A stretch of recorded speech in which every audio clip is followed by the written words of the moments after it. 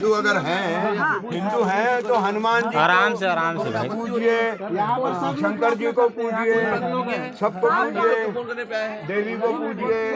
और भी यहाँ पे लोग फोन किए हैं ना, सब लोग प्रार्थना करते हैं कोई प्रार्थना नहीं करते हैं, कोई प्रार्थना नहीं करे हैं। चलो ठीक है, अगर वो प्रार्थना सुनो, प्रार्थना करते हैं, नहीं सुनो, ठीक है अगर आप आराम से आराम सुनो कौन कहाँ नहीं सुनो विशेष प्रेग्नेंट है तो खुशी में हम प्रेग्नेंट बुलाया हो। बहुत बढ़िया किए, अच्छा किए, बहुत अच्छा किए।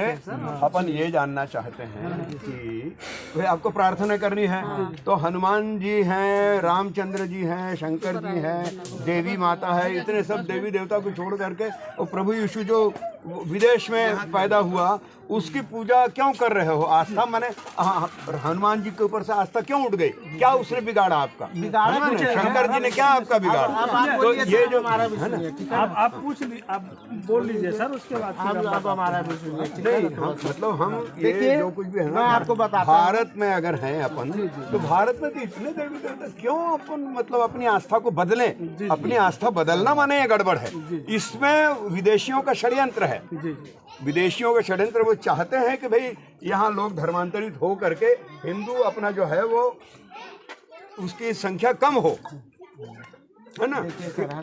ईसाइयों के कितने देश हैं, है कि नहीं? मुसलमानों के कितने देश हैं? एक हिंदू देश है ना। अब हम अपनी आस्था को बदल करके ईसाई या मुसलमान बनेंगे तो हिंदू समाज अपना छोटा होगा। आप लोग खाना खाइए, खाना खाओ। इसलिए ये जो हो रहा है ये ठीक नहीं हो रहा, ये कह रही और क्या है?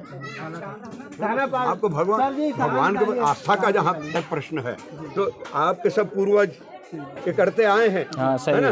राम को मान रहे, कृष्ण को मान रहे, इतने 33 करोड़ देवी देवता, जिसको भी मानना कोई आपत्ति नहीं। वैसे आप एक यीशु को भी मानेंगे, हम वैसे कोई आपत्ति नहीं, लेकिन ऐसी क्या आवश्यकता पड़ गई कि आपको यीशु को मानना पड़ा, है ना।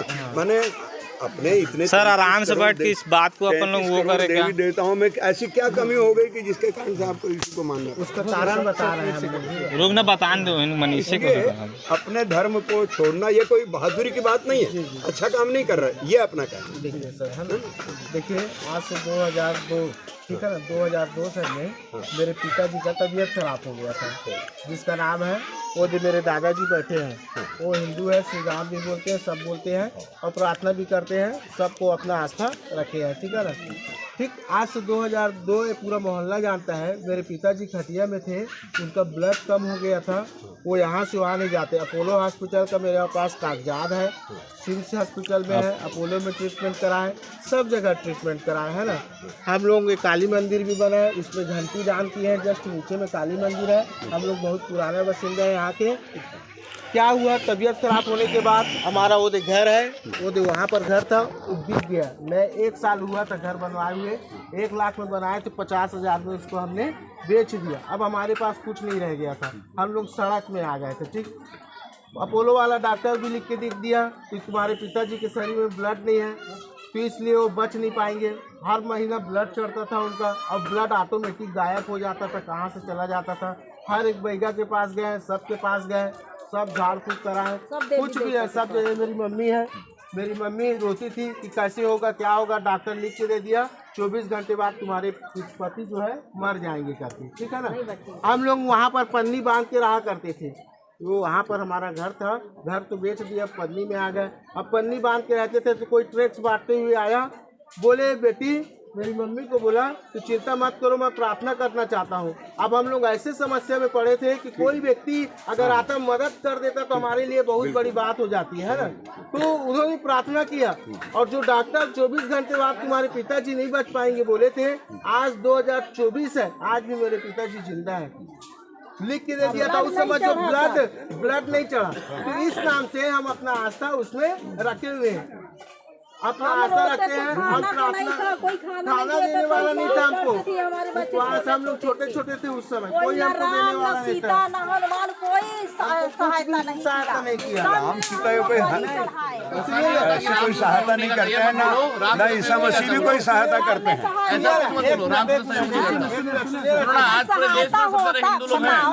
भैया वो ठीक है, सुनिए 1 मिनट, आप शांत रहो ना, अब मेरी बात सुन लीजिए भैया। भैया सहयोग किया ना हमको, सहयोग किया। आपको सहयोग करता है। हाँ तो ठीक है ना सर, आपको सहयोग हुआ, आपको सहयोग हुआ, आपकी आस्था उसमें बनी हुई है, हमारा सहयोग हुआ सर, मेरी बात तो हमारी आस्था बनी हुई है। सुनिए ना सर, मेरी बात है, ठीक है ना। तो जब हमारे जीवन में प्रॉब्लम हुआ, ठीक है ना, उसने प्रार्थना करके गया।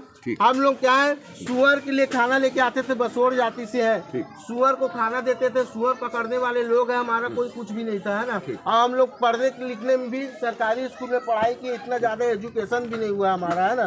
तो सुअर के लिए जो खाना लेके आते थे वो खाना खाते थे। कई बार हमारे साथ ऐसा अपोलो हॉस्पिटल में नर्स हॉस्टल है, वहाँ से लेके आते थे। ऐसा स्थिति हमने देखा, कोई खाने के लिए नहीं देता था। फिर उसके बाद हम लोग प्रार्थना किए। प्रार्थना करने से मेरे पिताजी के शरीर में ब्लड बनना चालू हुआ, और फिर उसके बाद हम लोग लगातार प्रार्थना करना, हमारा विश्वास जागा। और जब हम विश्वास करना आरंभ किए तो हमारे जीवन में अच्छा कार्य होने लगा। हम लोग पढ़ाई में अपना ज़्यादा फोकस किए। शराब दुकान देखे, जो रेड चिल्ली बना तो वहाँ पर पहले मंजीत जी का वो था, शराब दुकान था। उसके बगल में हम लोग का पान का दुकान था। प्लेट धोने का काम कर रहे थे हम लोग, प्लेट भी धोए हैं हम लोग, ऐसा नहीं है। हमको गाली देता था भाई, प्लेट धोने जाता था तो उसको एक दरुआ मारा था, पूरा आँख सूज गया था। तो हम लोग निर्णय लिया, अब प्रार्थना करेंगे। अब चाहे हमारे लिए खाना रहे चाहे ना रहे, हम प्रार्थना करेंगे और प्रभु के साथ बने रहेंगे। न शराब दुकान जाएंगे, न प्लेट धोएंगे, अपना पढ़ाई करेंगे। आज प्रभु की दया से हम लोग पढ़ाई किए, सब कुछ किए। मेरा बड़ा भैया रेलवे में सर्विस करता है ना।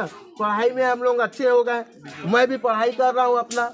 ये हमारा घर है, हम लोग जब मन पड़ता है तब प्रार्थना कर लेते हैं। ये हमारा घर है, हम लोग व्यक्तिगत अपने घर में प्रार्थना करते हैं, हर दिन प्रार्थना करते हैं यहाँ पर हमारा फैमिली के साथ। ये हमारा घर है। तो